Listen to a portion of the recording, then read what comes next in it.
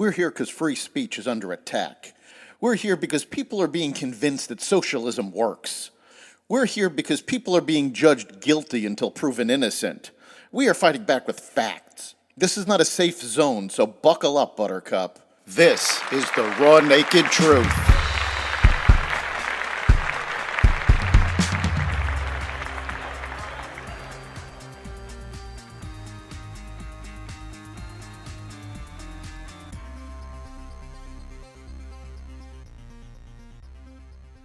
Crackdowns on pro-Hamas protesters. Biden wants to reclassify marijuana, and more.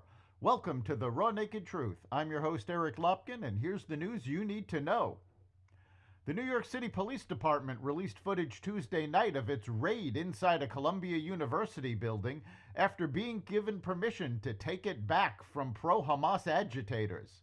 Hamilton Hall, which was overtaken late Monday night, was cleared at around 11 p.m. Tuesday after a nearly 2-hour operation by NYPD officers, most of whom were in riot gear. The encampment on campus was also cleared of agitators. Only their tents remained when the raid was over. Officers moved in on the occupied building at 9 p.m. Tuesday after leadership at Columbia requested their assistance. NYPD sources said that about 230 protesters were taken into custody at Columbia University and that a number between 40 and 50 were arrested in connection to the occupation of Hamilton Hall. The remaining protesters were arrested at City College. Meanwhile, the Los Angeles Police Department was on the scene Wednesday morning at the University of California, Los Angeles. But for hours before they arrived, the scene was a battlefield. Pro-Israel counter-protesters went to the university overnight to confront the pro-Hamas protesters who set up an encampment on campus. Fighting broke out and continued for hours before Mayor Karen Bass sent police to the school to break it up. A New York judge on Tuesday fined Donald Trump $9,000 and threatened to throw him in jail for repeatedly violating a gag order restricting the former president from making public statements about potential witnesses in his hush money trial.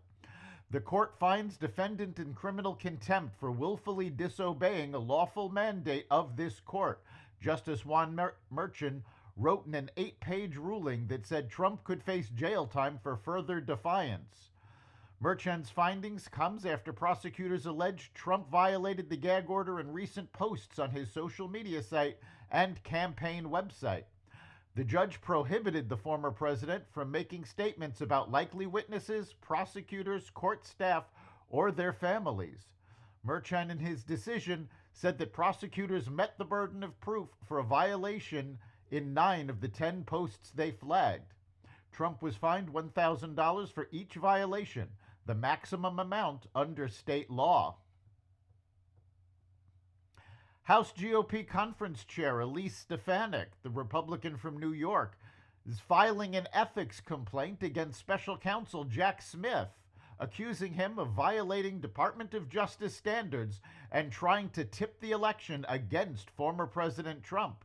In a letter sent to the DOJ's Office of Professional Responsibility, Stefanik urged the government watchdog to investigate Smith over accusations of abusing the resources of the federal government to unlawfully interfere with the 2024 presidential election.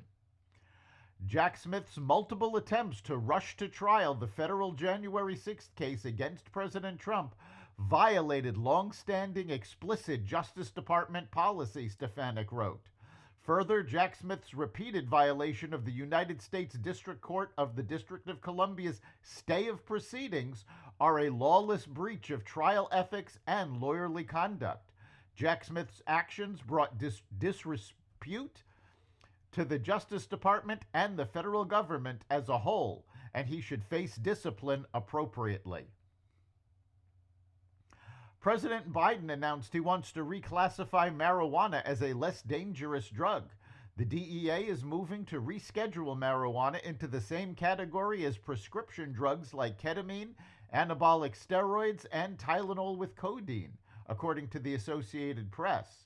This marks the agency's biggest marijuana policy change in half a century.